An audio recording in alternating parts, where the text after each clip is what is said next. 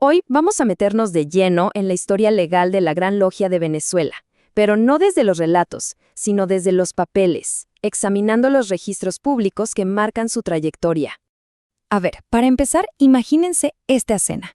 Un único y emblemático templo masónico en Caracas, un lugar lleno de historia, pero asociado a una disputa de liderazgo.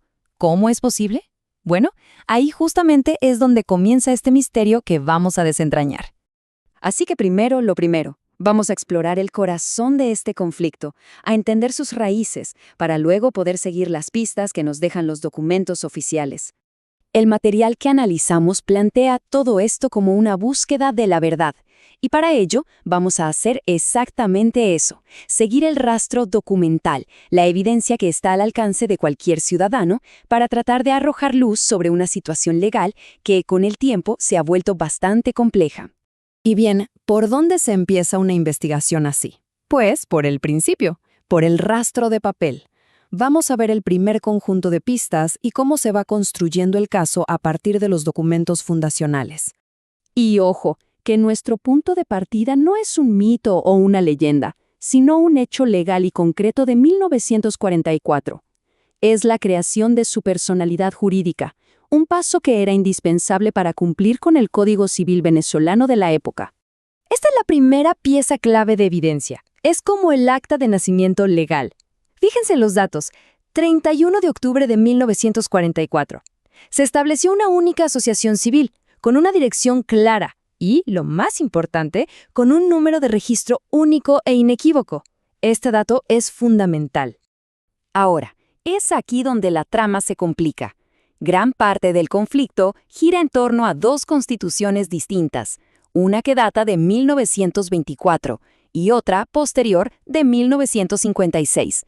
La pregunta del millón es, ¿cuál de ellas tiene validez legal? Bueno, el argumento que nos presenta la fuente es bastante directo. Sostiene que la Constitución de 1924 fue legalmente derogada. En cambio, la de 1956 no solo fue aprobada en una gran asamblea, sino que, y esto es lo crucial, fue registrada legalmente en 1957. Ese acto de registrarla es lo que, según este análisis, lo cambia todo. Y aquí está la prueba. Esto, para la investigación, es oro puro. Es el registro oficial de la Constitución de 1956, con su número, tomo, protocolo, todo. Es este acto administrativo el que, según se afirma, le confiere toda su validez legal. Ahora, sigamos tirando de este hilo. Vamos a explorar un principio legal que es clave para entender cómo se demuestra la identidad continua de una institución a lo largo de décadas. Para entender lo que viene, tenemos que hablar del trato sucesivo. Es un concepto legal, pero la idea es simple. Piensen en el historial de una propiedad. Cada cambio de dueño, cada modificación, queda registrada en secuencia. Esto prueba que, a pesar de los cambios, sigue siendo la misma propiedad, con una identidad legal continua e ininterrumpida. Y aquí podemos ver ese trato sucesivo en acción. Fíjense cómo es la misma entidad legal, pero su nombre va evolucionando con el tiempo, adaptándose a los cambios del país. Cada uno de estos cambios, nos dice la fuente, fue debidamente documentado en el registro público, manteniendo esa cadena legal intacta. No son entidades nuevas, es la misma que se actualiza. Entonces, el punto crucial aquí es que esta es la historia de una única organización. Los registros públicos, según este análisis, documentan cambios a una sola entidad, no la creación de una segunda o una tercera, una sola línea de tiempo legal. Pero el rastro de papel no termina en la oficina de registro, para nada.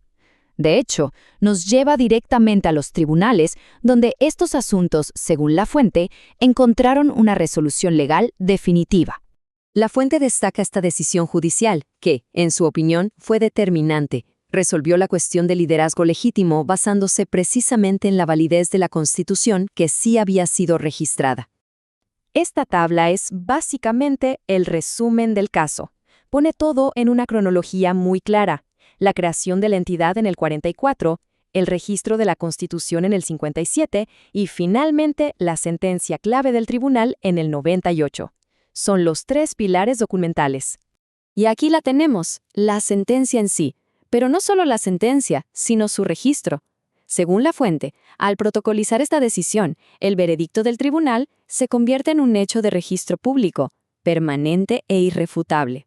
El rastro legal culmina, según se nos presenta, con una decisión judicial más reciente, del año 2019, que vino a reafirmar todos los hallazgos anteriores sobre la representación legal de la institución. Bien, después de este recorrido por archivos y juzgados, llegamos al final, y cabe preguntarse, ¿cuál es el propósito de toda esta inmersión en la historia legal y documental? Para recapitular, el rastro de la evidencia que hemos seguido apunta a una sola entidad legal y continua, cuya constitución gobernante, la de 1956, y cuyo liderazgo han sido afirmados y reafirmados por registros públicos y decisiones judiciales a lo largo del tiempo. Y aquí está el argumento final. Se nos presenta la idea de que la unidad solo puede lograrse sobre una base común. Y esa base, según esta perspectiva, es la aceptación de estos hechos legales y documentados. Esto nos deja con una reflexión final bastante potente. Si la cuestión legal está resuelta, como argumenta la fuente, el desafío que queda ya no es de índole jurídica, sino de naturaleza fraternal.